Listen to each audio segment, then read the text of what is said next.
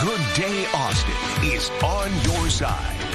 More than 60 staff members at the University of Texas at Austin are speaking out. Yesterday, they held a press conference to voice concerns about a new law banning state-funded colleges and universities from having diversity, equity, and inclusion offices. The law bans the hiring or assignment of an employee to perform the duties of a DEI office. Here this morning to talk more about this is Human Resource Executive, author, and CEO, Dr. Tana M. Thank you so much for joining us.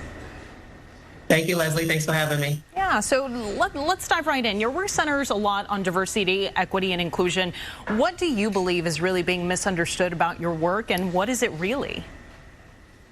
I think what's being mostly misunderstood is the intent behind the work. It is not based on dividing individuals based on race, gender, sexual orientation, religion, or any of the above. It really is about bringing everyone together so that we learn from each other and understand each other's different lived experiences and be able to further our own understanding as it relates to equity, inclusion, and most importantly, belonging. Dr. Tana, why are DEI efforts so crucial for our society? Well, in particular, the world is changing. There is a global majority that is Black and brown. And with the American population, the next generation, over 47% identify as ethnic minorities, and 1 in 5 identify as a member of the LGBTQ plus community. So when you think about Gen Y, younger Gen Y, Gen Z, and even coming up Gen Alpha, the future workforce is changing, whether we want it to or not, which is a good thing.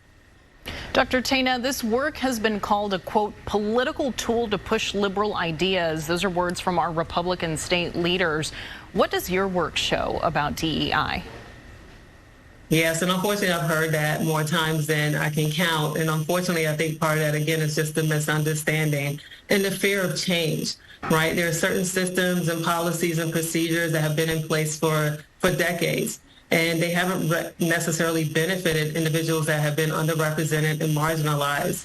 And the work that we do in diversity, equity, inclusion, and again, I do want to add belonging to that, is about bringing all of the different voices to the table and allowing them to be heard and ensure that they aren't facing any types of obstacles or burdens or hurdles that are preventing them from being successful. Dr. Tana, the particular university that we're talking about right now is here in Austin. Their motto is "What starts here changes the world." In fact, I've already heard from students who are looking into master's programs with this university are now rethinking that. What impact do these particular type of bans have on students?